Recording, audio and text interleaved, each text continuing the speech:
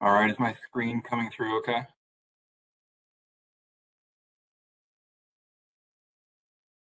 Not yet, just we're seeing all the faces on the screen. Okay.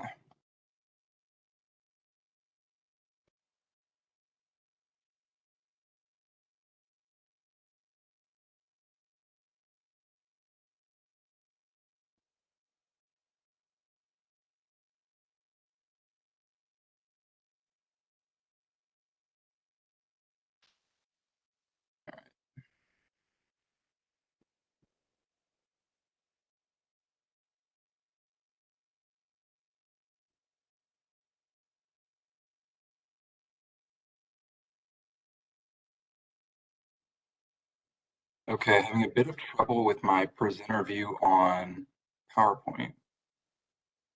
You can So I share think mine if you'd like, if it yeah, doesn't work. yeah. Okay, give me 1 second.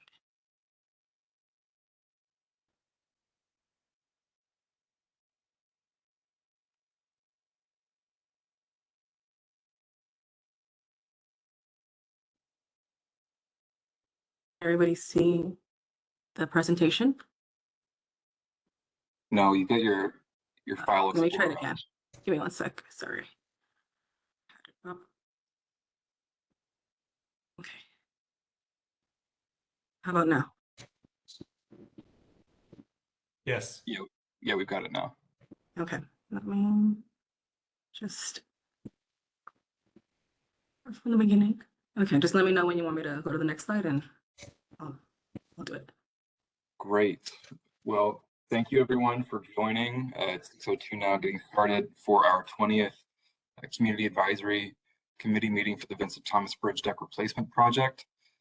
You can pull up the agenda, Diana. So first we'll go over some action items from last meeting, a few things that you all wanted us to work on or find more information about. We do have updates. I will go over the Technical Advisory Committee meeting just last week, which was very productive. And we'll have presentations over several topics, including the project schedule. There's been an update to that to accommodate shipping seasons. There will also be presentations about the pre and post full closure construction work, which will extend the timeline of the project beyond the deck replacement itself. There will be an update to the project coordination map, an overview of the closure that was scheduled for last month, and we talked about preceding. And Ken Young from the Office of District Traffic Manager will give an update to the traffic management plan where it stands. Following that, we'll have an open discussion and end it with action items as usual. So you can move on.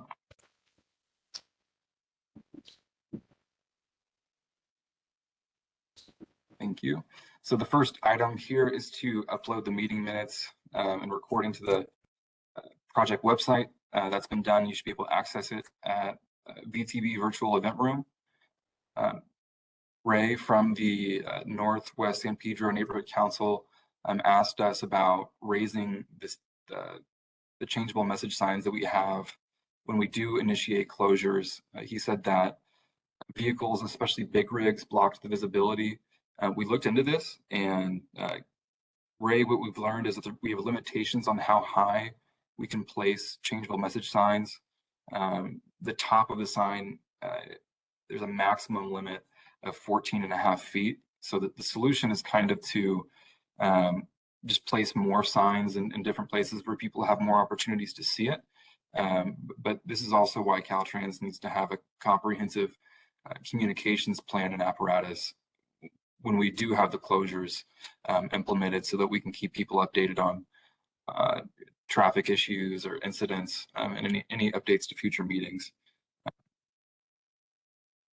And then the third item here, Caltrans will check for any updated data regarding cruise ship traffic impacts in the San Pedro area.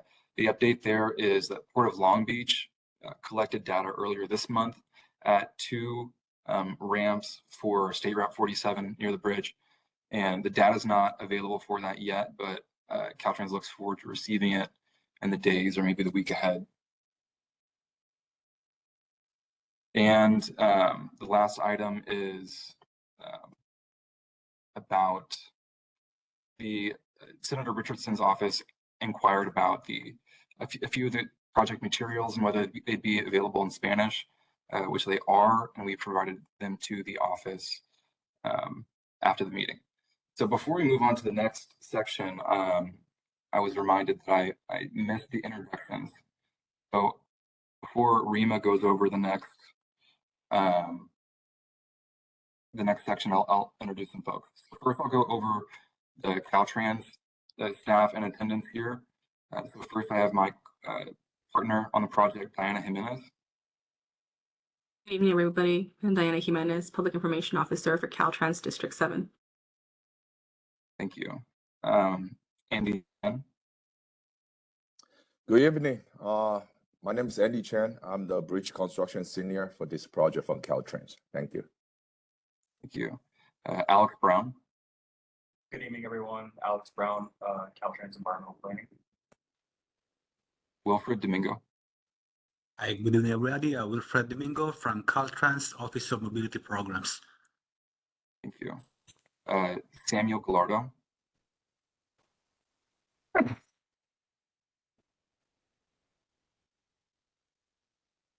He's calling from a mobile and might have an issue there. Kelly Lamar, one of our deputy district directors, is here. I'm not sure if he'll be able to chime in. I know that she was also mobile. Hi, yes, this is Kelly Lamar. I'm the Deputy District Director for Program Project Management. Jeff Newman. Yes, good evening, everyone. Jeff Newman, Chief of Staff in District 7. Thank you for your time for being here.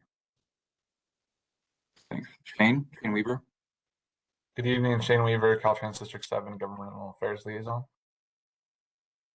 Sumay. Good evening, Sumay Tan, Caltrans Mobility Programs. Thank you.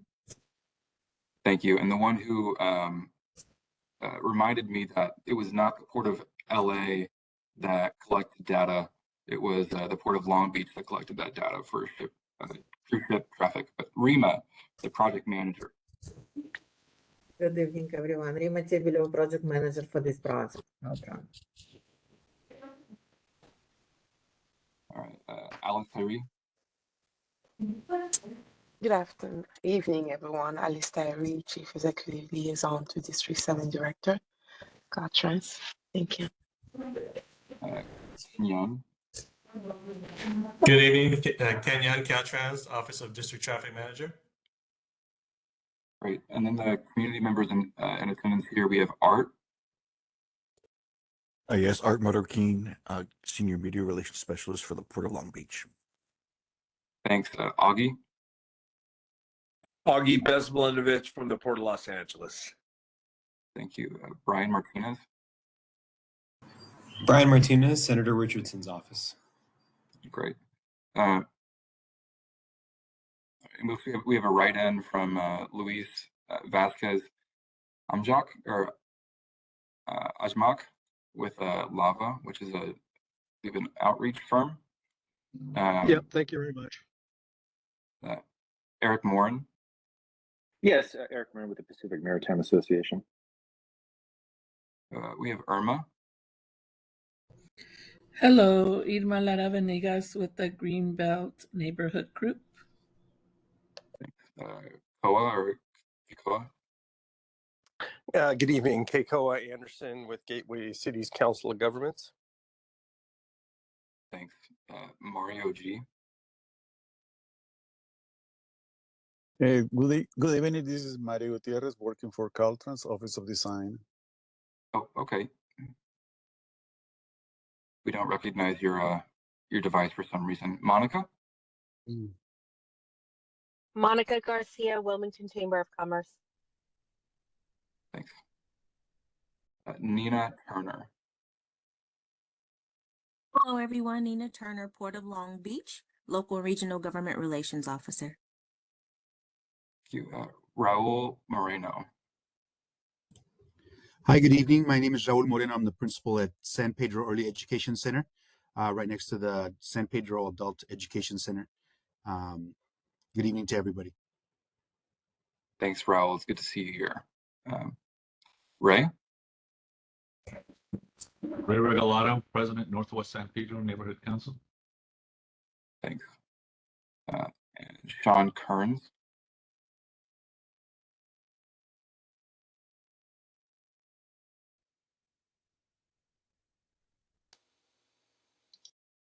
If Sean's not able to get his mic up, I know that he's a representative of one of the local legislators. Victor Christensen. Victor Christensen, Secretary of the Northwest San Pedro Neighborhood Council.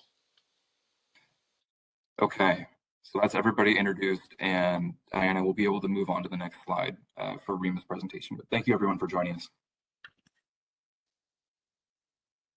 Thank you, Nathan. So let's do overview of last week Technical Advisory Committee. Next slide, please.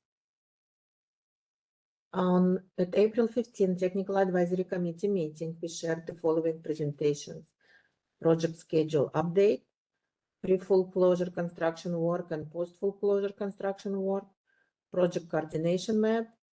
We talk about results of the weekend closure of March 28 tourist, and we talk about traffic management plan strategies. Next slide, please. We also discussed the following topics. Following meetings with industry stakeholders, Caltrans has rescheduled the deck replacement full closure to begin in fall of 2026 in order to minimize impact to 2 shipping seasons. Also, Caltrans monitor traffic impacts of the March 28, 29 and Torres closure of westbound State Route 47, Vincent Thomas Bridge, and noted 12 minutes delay on average and 10 minutes railroad interruptions. CD15 is working with LA DOT, LAPD, and LA Port Police to plan an increase in traffic control and enforcement during the deck replacement. Also, Caltrans, ports, and the cities will be discussing CCTV cameras feed dissemination, automated traffic information systems, and public information. Caltrans is working closely with our contractor, Skanska CEC joint venture, to minimize reductions in air draft due to project to 2.5 feet. And they really succeeded, and now we can say the vertical clearance will be reduced by 2.5 feet. Next slide, please.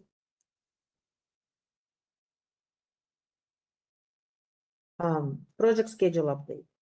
Next slide. So as you all know, the project is currently in design phase, and we plan to complete this phase this fall. Construction phase will start in the winter of this year and will be completed in the winter of 28-29. There are 3 construction phases: pre-full closure, full closure, and post-full closure work. Next slide, please.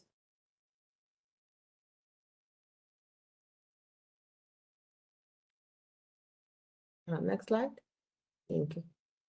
On April 10, Caltrans leadership met with the ports and the industry and labor stakeholders, where the request was made to begin the full closure, to postpone full closure of the bridge till late fall.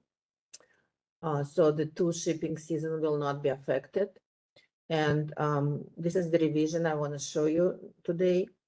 So during winter 25-26, we will be resurfacing detour routes. Pre-full closure construction work will start in spring 2026 and will continue to fall 2026. It will require 1-directional night closures and possible 1-directional weekend closures. So deck replacement will start in fall 2026 and will last till winter 27-28. And of course, it will be full closure, 16 months for now, but we're working with our contractors to reduce this duration if possible. Post-full closure construction work will be between winter 27-28 to winter 28-29. It also will require directional night closures and possible one directional weekend closures. And Andy will tell you more about each phase of the construction. Andy? All right, thank you, Rima. Good evening. Once again, my name is Andy Chen. I'm the bridge construction senior for this project. Before we start, can everybody hear me fine? Thumbs up if you can hear me fine, please. Good? Thank you. All right, for the next few minutes, I'm going to talk about the pre-foreclosure and also post-foreclosure construction work, such as what kind of work we need to do before the foreclosure, what kind of work we still need to do after the bridge is open to the traffic.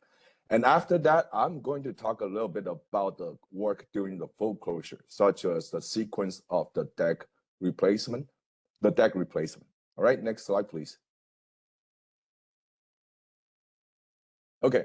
So here are some of the major work that we are going to do during the pre-foreclosure construction work. The first one is installation of the temporary elevator. Currently, we are looking to install 4 of them, but we are still seeing the possibility to reduce to 2 elevators to minimize the impact of the surrounding. And the purpose for those elevators is for workers' access to the bridge and also allow for crews working simultaneously. Right. The second one will be installation of the temporary protective shielding. The purpose for those shielding is to protect the waterway and also the area below the bridge. And third one will be installation of the temporary access platform to give the worker has the access underneath the bridge for their work.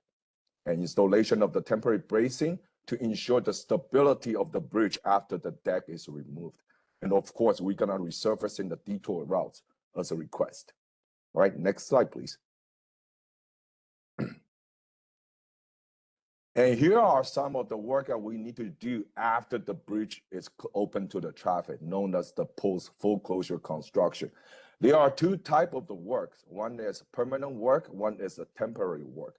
For the permanent work, we're gonna permanently support the utilities under the deck and hang utilities on those permanent supports, because some of the utilities might be relocated or disassembled during the construction, and install the new drainage system at the seismic joints. Those are the permanent work.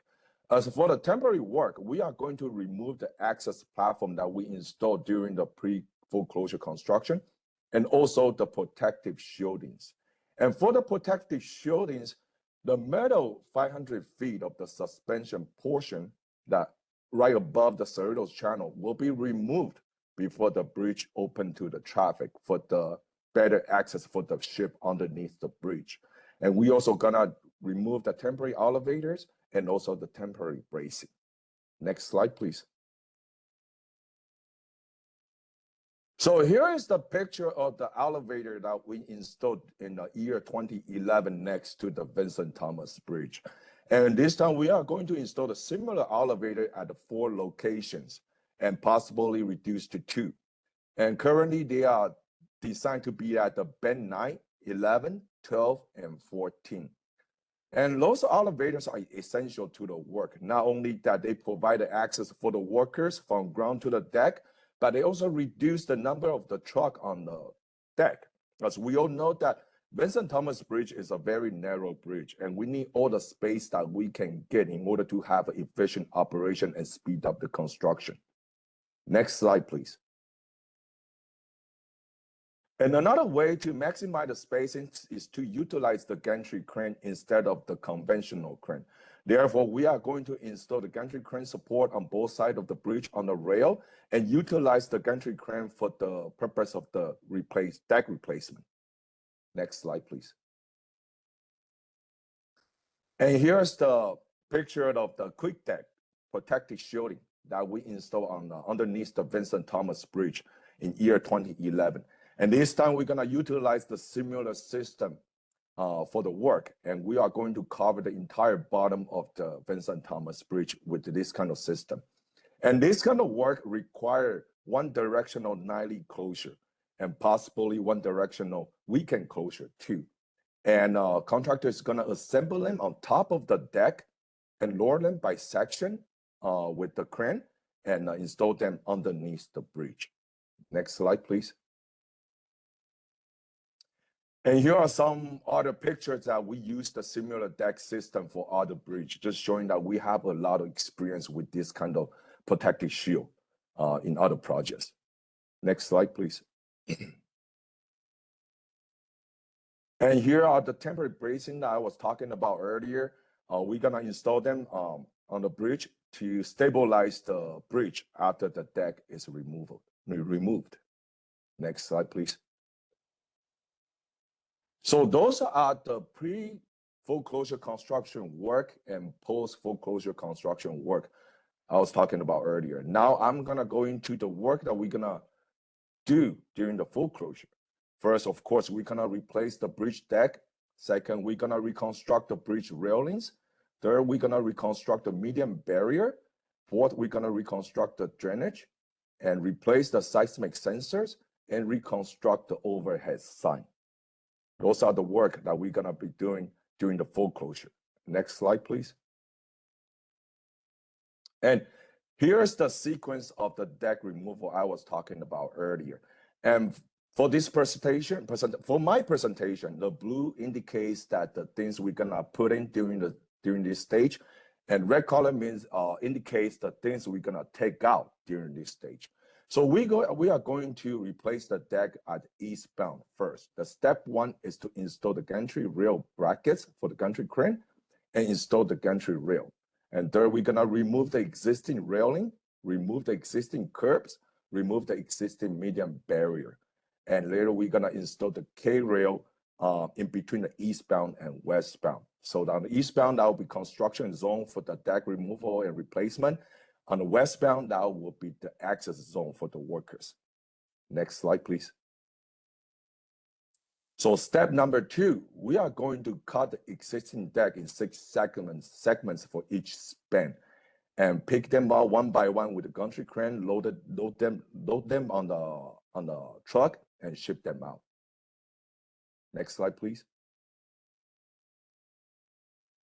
Once we completely remove the eastbound deck, we're gonna replace them with the precast panel, concrete precast panel, one by one with the gantry crane too. Right, next slide, please. And this is the completion of the eastbound. So you can see we will have the new precast panel at the eastbound and still the existing deck on the westbound. And that is our next stage. Next slide, please. So for the westbound construction, we're gonna follow the exact same steps as the eastbound. First, we are going to remove the railing, remove the median barrier, put up the K-rail. Second, we're gonna cut the deck in sections and pick them out one by one with the gantry crane, ship them out. And third, we're gonna replace them with the precast panel. Next slide, please. So this is the completion of the eastbound and westbound. We will have the new precast panel on entire bridge. And this kind of work requires a full closure and will take about 16 months. But as Rima mentioned earlier, we are looking to shorten the time for the construction. Next slide, please. So this concludes my presentation, and I will pass the microphone back to Nathan. Thank you. Thank you, Andy. I think that's the most that we've ever been able to share about the whole construction process, including during the deck replacement. So here, Wilfred Domingo will take over and give an overview of the projects that we've gathered are going to be in construction either before, during, or after the deck replacement. Thank you very much, Nathan. Again, good evening, everybody. I'm Wilfred Domingo, and I'm one of the seniors in the Office of Mobility Programs with Caltrans. Next slide, please.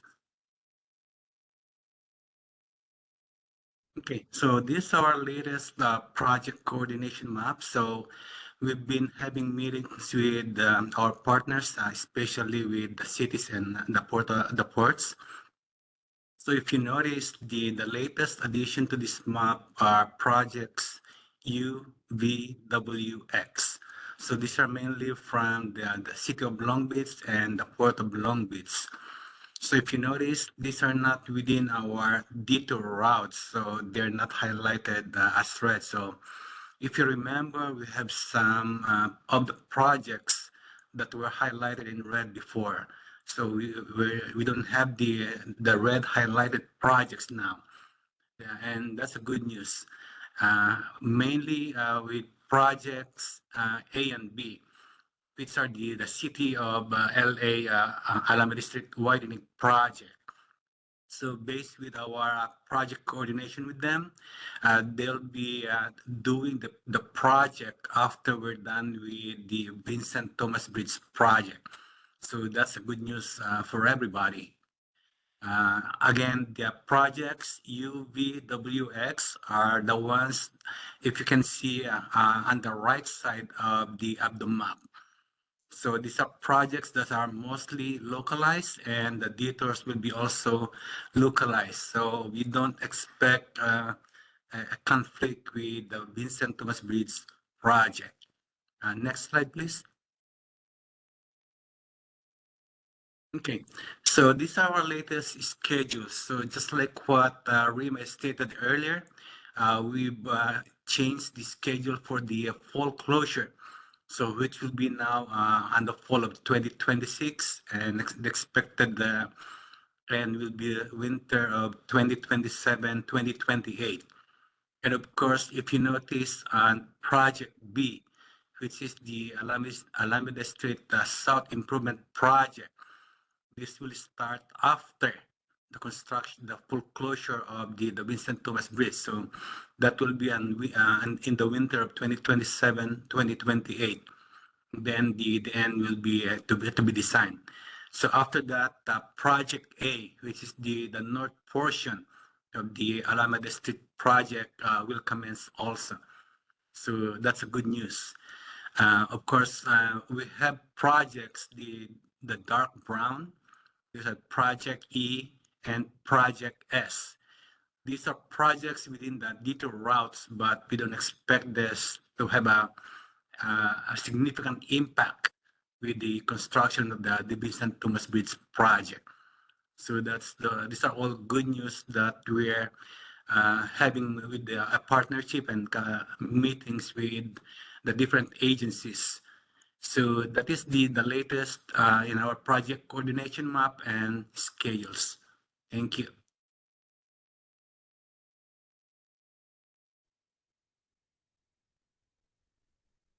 Okay, Diana, you can go over to the next slide. And Hey, thank you, Wilfred. Good evening, everyone. Ken Young, Office of District Traffic Manager. Within the last month, we had the extended weekend closure, and ultimately it exceeded our expectations in terms of the period of time it took to do the work. At most, we anticipated 2 weekends to potentially do the work. It was done within 1 weekend, and within that weekend, it was done within half of the anticipated time. So the closure had begun approximately 8 p.m. on Friday, March 28th, and it was completed the next evening on the 29th at 8 p.m. We did have some things in our favor. In addition to the coordination and collaboration we have in this meeting and with the public through social media ads and working with our partners in terms of coordinating signals along the detours, we also had the benefit of the terminals being closed during that weekend. So we did see traffic demand that was considerably lower than historical values. But nonetheless, I think the coordination and anticipating the worst case scenario goes a long ways in terms of just being ready and adaptable in terms of we had staff out there on Friday and Saturday monitoring the situation, doing travel runs, making observations in terms of rail activities. So in terms of rail activities, there was some, and it generally resulted in about 10-minute delays when all the queues had dissipated after the rails had passed. And in terms of the detour itself, mainly maybe because of the lower demand, but also maybe because of the good coordination of the signals, the average travel time from the hard closure at Ferry through 47 North, Henry Ford, Alameda to PCH to 110 was approximately 12 minutes in duration. Next slide, please. One more. Our priorities, continue to be to maximize the state highway systems in terms of diversion, in terms of what we're doing right now in terms of detouring until the Alameda portion of Alameda along the full closure detour is rehabilitated. One of the core priorities we have is also incident response in terms of freeway service patrol. So we have certain areas along our freeway system that have freeway service patrol, FSP. We have certain areas that don't have it. We're going to expand it through all the corridors within this impacted area. We're also going to expand into the local jurisdiction where it's deemed necessary, particularly the detour route, PCH 103 at a minimum. And we've also heard the concerns regarding the type of travel in the area in terms of big rigs. If they should get stalled for some reason, we'll have FSP to be able to accommodate all vehicle types, including those big rigs. In the meantime, we'll continue to have disseminate our message to the public, to get the information out there, to get our assets activated in advance of any type of nightly, weekend, or the full closure, so that we minimize the last bullet there, the demand and congestion along the detour routes or through any intermediaries through the impacted area. We'll also be working with navigation. We'll be working with the Googles and Wazes of the world to minimize thoroughfare within the Wilmington community, for example, or any other impacted area. In terms of traffic control and enforcement, we have identified areas where we will employ or deploy traffic control officers and CCTV cameras as well. As noted during the overview, we will be meeting with the Port of LA, the Port of Long Beach, the City of Long Beach, LA next Monday morning to further discuss how we could connect everything basically and connect it to our transportation management centers, so we could be able to have a cohesive system where we're able to provide the necessary surveillance and adapt to the conditions that may or may not occur during these different conditions, the night, weekend, and full closures. Next slide, please.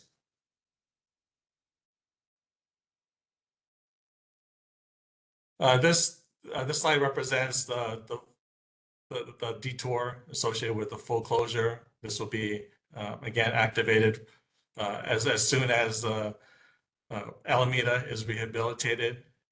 From the 110, the detour is at Harry Bridges Boulevard as it transitions to Alameda, to Anaheim, to Henry Ford, and to 47 North. Again, the general idea is to maintain and divert people from the freeway system as much as possible. When that can't be done, and for the benefit of those who are not familiar with the area, the detour will be available. Those who are in the know, they have options in terms of decision points south of the 405, namely at junctions such as Sepulveda off of the 110, or Alameda off of the 405, or any other route like PCH. While we're not going to promote those routes, so to speak, in terms of as we are Harry Bridges, they are available. Next slide, please.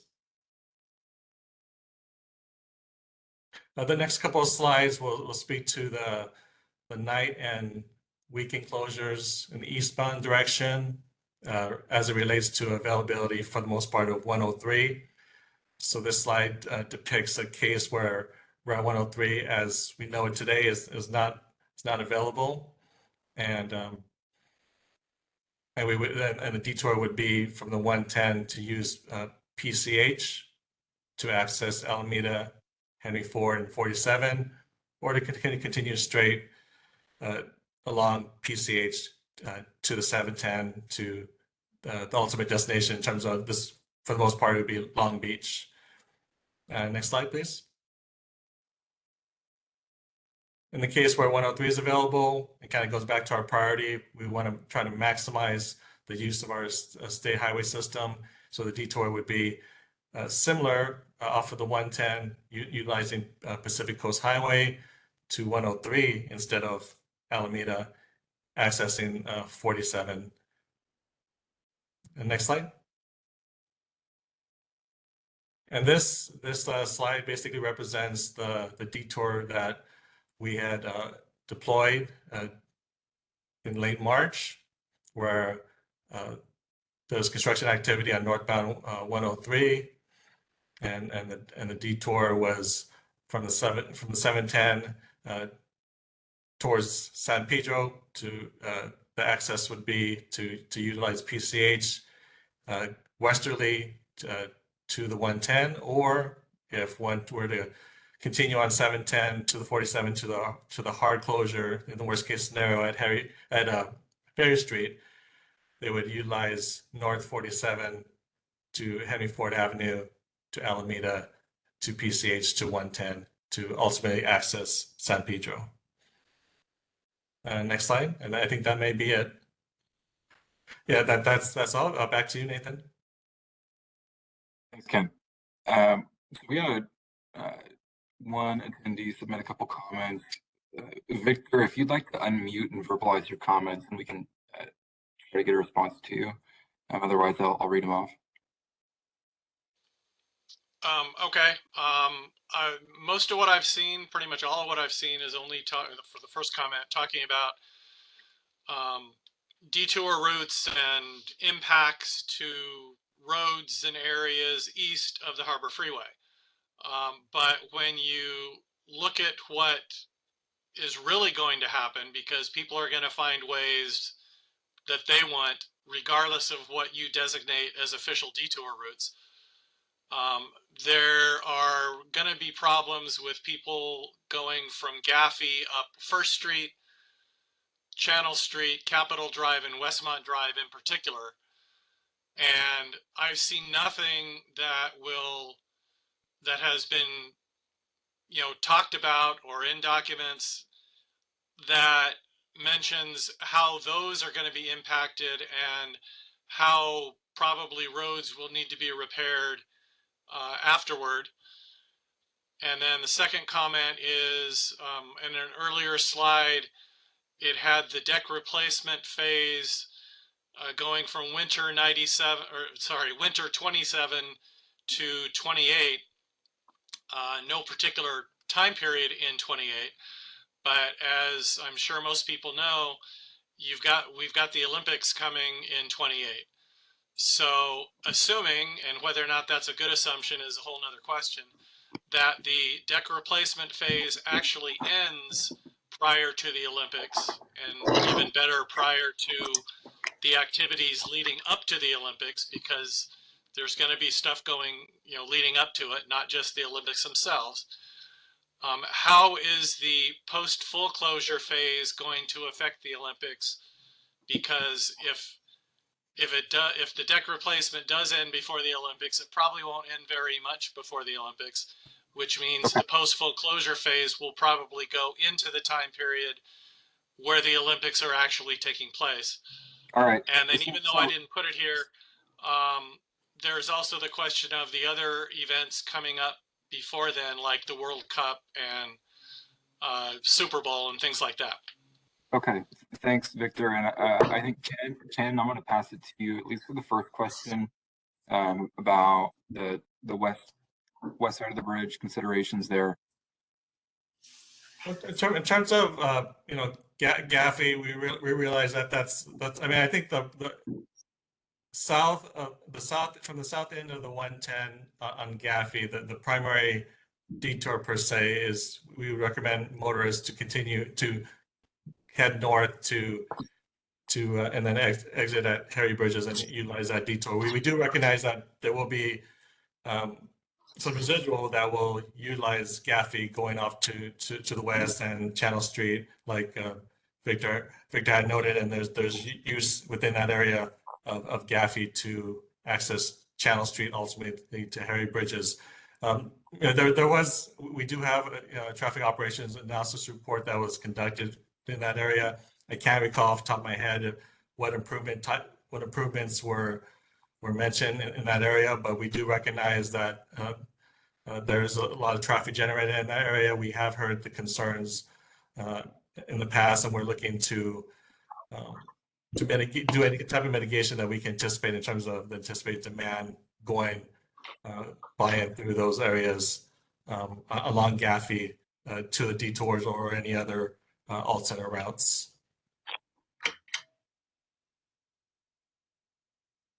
Okay. And who would be best suited on the team to answer a question about the Olympics and the? That would be Wilfred.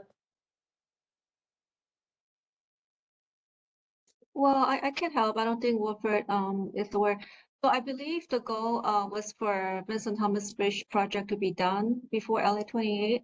I know our district traffic manager has all kind of moratorium in place. So most projects will not be in construction during the time frame of the Olympics. But I think the winter 27-28 schedule, to my understanding, is winter of 27 going into the beginning of 2028. Correct me if I'm wrong. So if that's the case, then it should be completed before the LA 28 Olympics come in. And also, as part of the LA 28, there are certain routes that will be designated as a game route. And when during the planning phase, acknowledging the Vincent Thomas Bridge Deck Replacement Project, we not assigning like a 710 or routes in the area to be part of the Games Routes network to avoid the conflict with the Vincent Thomas Bridge. So the schedule of this project should end early 2028. If winter 27-28 means early 2028, it should not be in conflict with the LA 28 project or the activities. Yeah, I think it is a fair concern. However, as they mentioned, the post full closure work that will extend into 2028. But there's more information about the games route that you mentioned, Sume, that there will be more information about that. And Victor, perhaps that's a good action item for us to follow up with information about Caltrans' plan to handle the Olympics traffic. Something we can get more information to you about. Also, Victor, you messaged me about attending these meetings in the future. I sent you a message directly. If you could provide me your email address, I'll get this meeting invitation sent to you. Okay, thank you. Are there any other questions from attendees? I submitted a couple in the chat. If we can address those. Celia Moreno with the Valley. Okay, thank you. Yep, those popped up. Sorry, I didn't see those.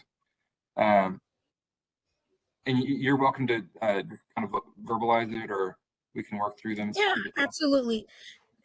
First off, I'm excited to hear that something has been worked out with the city of Los Angeles regarding the Alameda project. That was a huge concern, particularly for the Wilmington community.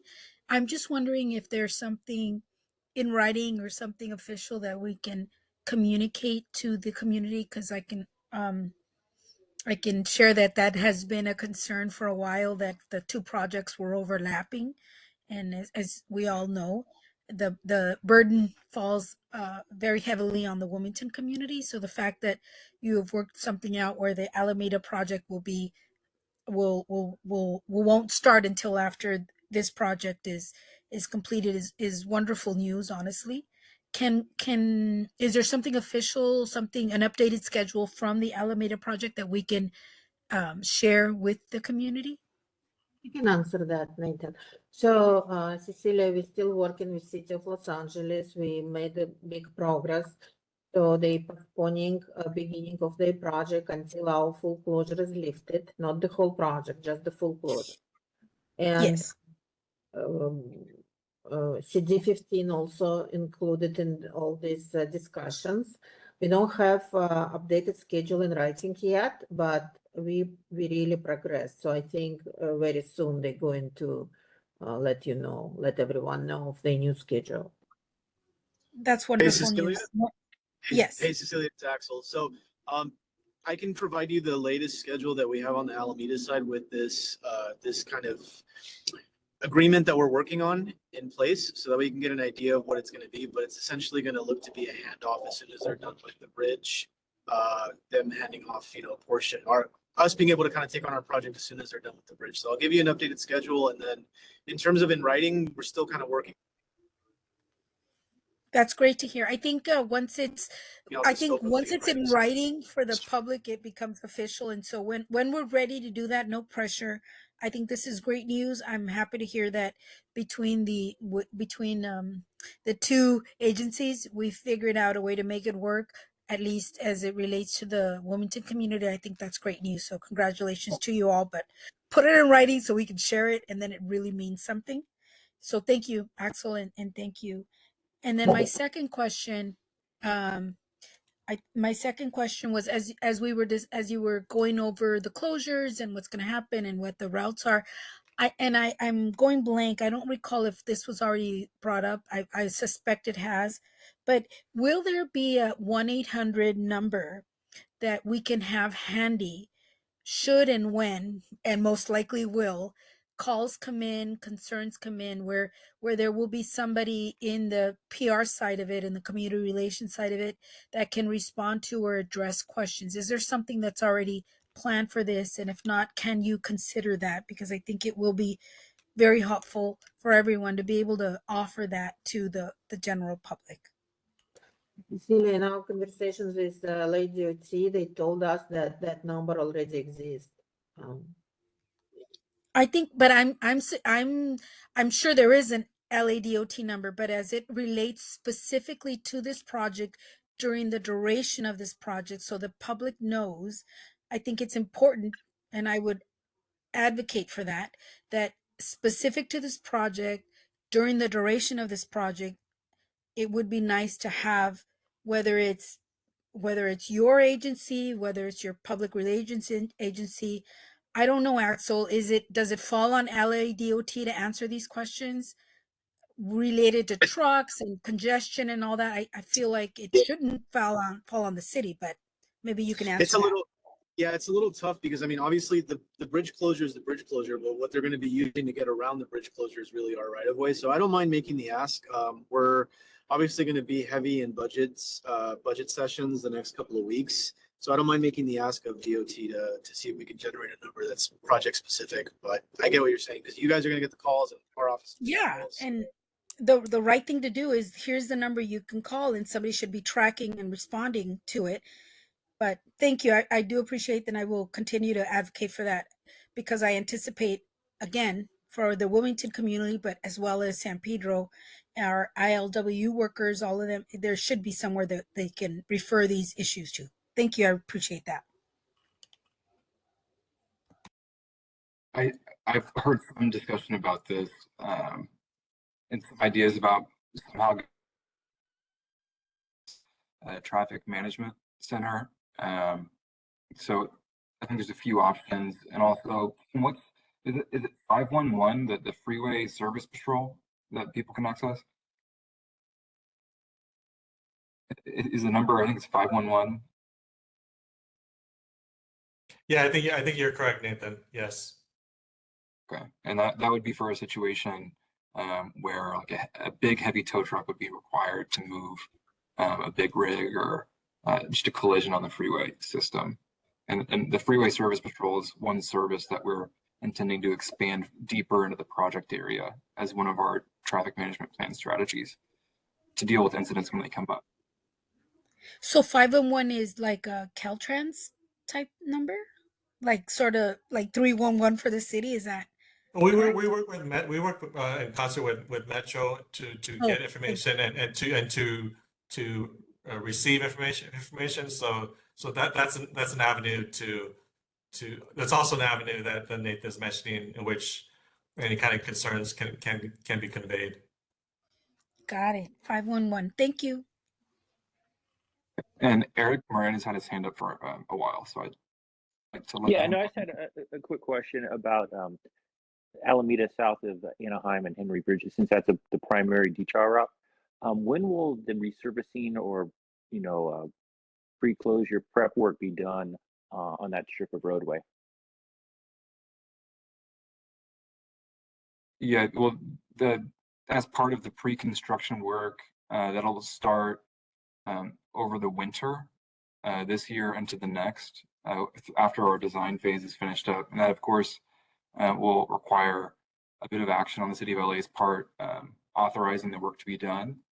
So I think in terms of schedule, after design is finished, and in terms of kind of requirements to get that done after we have all the required requisite authorization to do so. Okay, I was just confused because I thought that you said the Vincent Thomas Bridge project was starting in fall of 2026. So would the road need to be repaired prior to fall of 2026? Yeah, and the actual resurfacing that we intend to do won't take more than, I think the estimate I heard was 4 weeks about that to resurface the road. So Okay. Go ahead. Oh, no, I just heard that there was a plan. I was at the stakeholder meeting that they would actually, since it's concrete, they would actually cut out the sections in, I guess, panels and then use quick dry concrete. But yeah, no, we work with the LW, so we just want to be coordinated so when they know when that work will be completed. Okay, yeah, when we have more precise dates, you'll know, but it's a bit too far out right now to give you that answer. But I think the general answer is late this year or the beginning of next is when that sort of work would begin at the earliest. Okay, thank you. And Augie and Axel have their hands up. Axel, I don't know if your hand is still raised from the last time you contributed. Yeah, sorry, let me put it down. My bad. No worries. Yeah, the WebEx is different than the other platforms. Augie?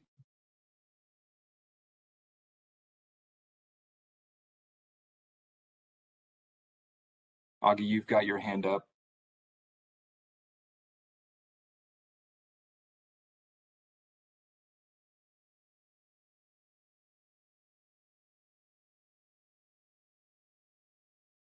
All right. Well, I'd like to leave the space open in case there's any other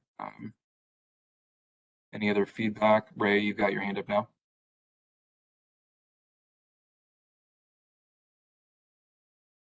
Thanks. Some of these issues that are being requested or being asked, are some of the same things that have been asked previously, especially in and around the areas of Gaffey Channel and that whole area that's going to be used. I'm hoping that these repeated requests for information can somehow be put in a document that just identifies all these issues that we're talking about and actually having real-time responses. Because also the other thing too that gets a little confusing is the shift in the times that are now being projected that the projects are going to be doing. Now, I have accessed your website, but even in there, it seems like there is a lag of current information at times, and then it's kind of hard to interpret. So perhaps maybe some thought can go into some basic road closure information, dates and times, something that people, when they see it and access it, and distributed to our neighborhood council system and also the Port of Los Angeles, Cecilia has requested, we can have it in quick access so that we can get it out to our different constituents, bodies and stuff. So I think that might help the conveyance of information that we sometimes ask, repeatedly, so that because it doesn't seem to be getting updated effectively, in my opinion, but I think I have heard it from others. Thank you. Well, I guess I just asked what sort of presentation of information would you like to see, or kind of what's the fault that you're seeing in, because I assume it's the website that you're looking at and commenting on, right? Well, I'm looking at the website. I'll use the information coming out of for San Pedro. The question that Victor had asked earlier is some of the same questions that I had asked previously in other meetings, but yet if someone like Victor coming on board and seeing this, or others coming on board seeing this more, in a more current time frame, we might have been able to have the answers ahead of time when they're readily available. Or easily more available, as opposed to trying to navigate through the website. But if we can have this information sent to people who are representing, like, say, the neighborhood councils or other constituent groups, perhaps the council member's office and things like that, so that there's other avenues that they can see this information and get it in a timely manner. I think that's where we might be able to enhance the sharing of information Sorry, more I'm readily. talking about minutes meetings, because we post them on our website that contain all details of all discussions happened. But I appreciate having minutes, but someone's going to have to go through the minutes and read through it and try to get the information. I'm talking about documents that can be shared that has up to minute route changes and route detours and things like that can be easily accessed and updated in real time, especially after meetings like this. That's the things that I think is going to be more important to the community members who are unable to navigate the website or actually look at trying to read through minutes and things like that to see what the up-to-date stuff is. And again, I've used the channel and Gappy updates and things like that. So that's my suggestion, something that we can easily access quickly, so that there is a quick and easy way to get the information out to communities out there. Yeah, thank you, Ray. So Nathan, I believe we're posting question and answers, fact sheets, and the newsletter that contains all the latest detours and discussions. Is that right? Yeah, we do have the information out there. And Ray, I think that we can talk more about this outside of the meeting and kind of work through like some ideas that you might have and how those match up with the materials that we have available. And maybe there's something that we can put together for your community specifically. And I know previously we also talked about putting out some content in the neighborhood council newsletter or newspaper. That's still something that we're interested in, and could be, maybe up to the minute real-time updates isn't realistic, but weekly or bi-weekly, whatever the frequency of your paper is. So we can figure something out, and maybe just talking offline and figuring out what you need and what we're capable of. Sounds fair. I appreciate that. Yeah. And I'll check the chat again. Victor, he mentioned these answers might be in the environmental document, and this was he sent this previously during the discussion, and you're probably right. So happy to keep communicating on that issue about San Pedro and the West Side communities. So have we got, thanks Axel for helping out on that. Is there any other items that people would like to discuss now? Hi, everyone. This is Luis Vasquez. Hope you can hear me. Yes, we can. I just joined the group, so a little late to this. So if what I say you've already have dealt with, please ignore it. So I'm from the South Bay. I've worked on numerous outreach projects, and a couple of things I will put out there, knowing the community really well in Wilmington, San Pedro, Long Beach, is I think first and foremost, we're talking about a working class Latino community. That's really important because as I heard earlier on, there was talk about Facebook or some social media ads, but I do think that if we want to mitigate a lot of hassles, a lot of problems, that we may want to put a lot of effort up front. And once again, talking about this community, I think what we may want to do is look at some old-fashioned traditional ways of communicating. And so what I mean by that is, first foremost, it could be direct mail. That might something be very powerful, especially for the communities in Wilmington, San Pedro, Long Beach. I do think the other thing is going back to old-fashioned. We are talking about driving, traffic, everyone hates it. There should be something very visible from out-of-home advertising, which could be bus shelters, billboards, those kinds of things. But equally as important as we're leading up to this closure, I do believe that it's going to be important to see Caltrans, to see some of the stakeholders in this meeting at community events, not just at a council meeting, not just having information in a newsletter, but being very public about this. I really enjoyed hearing Andy's presentation as well. That made me really think about, the need to let the community know what is happening, how complicated this construction effort is. And I really sincerely believe the more people are informed at the offset, the less complaints you will have.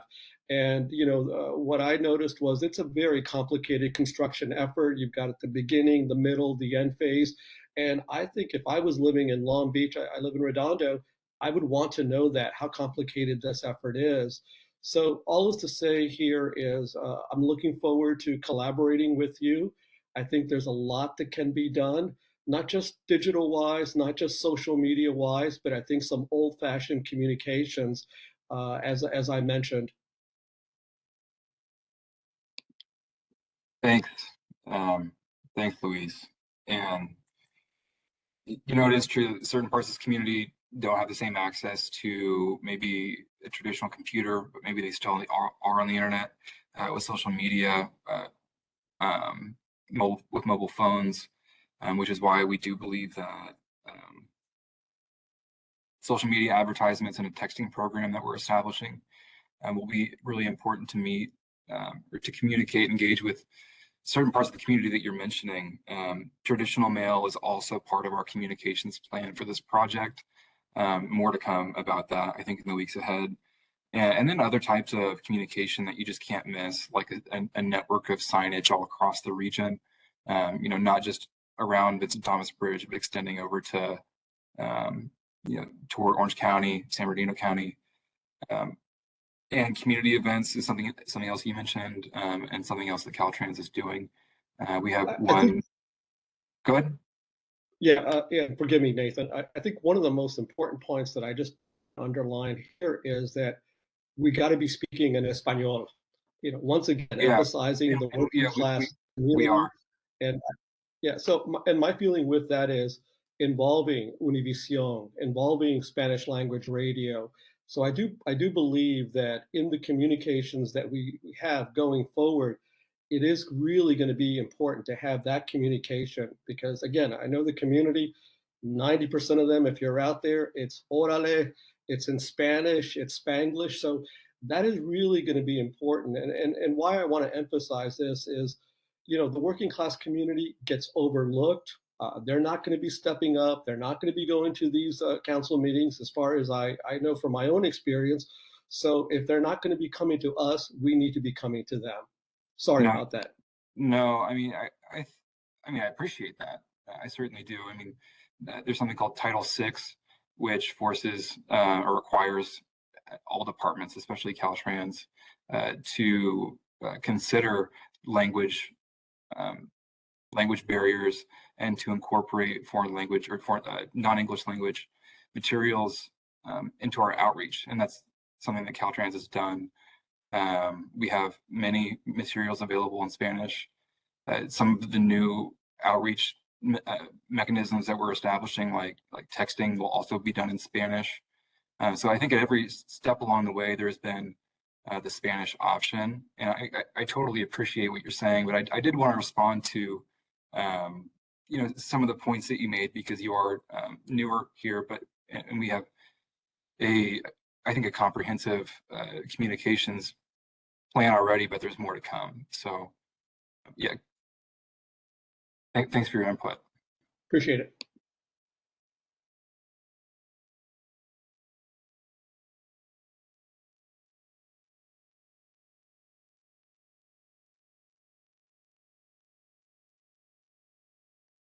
Okay. So with, I think, the conclusion of discussion, we can move, if you can pull the slides back up, Diana. Give me 1 second, yes. Okay. Can you see my screen? Yes. Okay.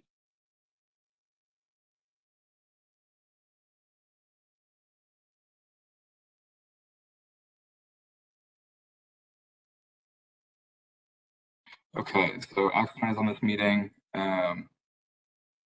Caltrans is to provide attendees with more information about our plan to handle traffic during the Olympics and potential conflicts with the Vincent Thomas Bridge deck replacement project in the post closure period after the deck replacement. And Ray asked for another conversation, or I offered that, and I think that Ray and I will have another meeting before next month's CAC meeting about communication materials and how we can cater to the needs of the San Pedro Wilmington community better. And also, Luis, this is his first time meeting, but we also have a conversation scheduled with him to discuss some of these issues as well. So those will be our 2 action items for this meeting. Nathan, before you sign off, I don't think we got closure on the 1-800 number as well. If we can just leave that on the to-do action. Sure. Yeah, we're happy to follow up. Thank you. I appreciate that. I think that's really important. Thank you. All right. We'll follow up with Axel, maybe LA Department of Transportation about that. Yeah, I can pull them in, Nate, and see if we can put something together for this project. I really appreciate that, you guys. Thank you. Thanks. All right, so the next Community Advisory Committee meeting will be Wednesday, May 20th at 6 p.m. You can use the same WebEx link to join. Victor, I will make sure that Diana sends you the, or I forward you the meeting invite for that meeting. As always, you can contact us in the meantime at vtbproject@dot.ca.gov. And those are the phone numbers for Diana Jimenez and myself. We're the 2 public information officers for this project. So everybody, I'm going to conclude the meeting and thank you once again for joining. Have a good night. Thank you all.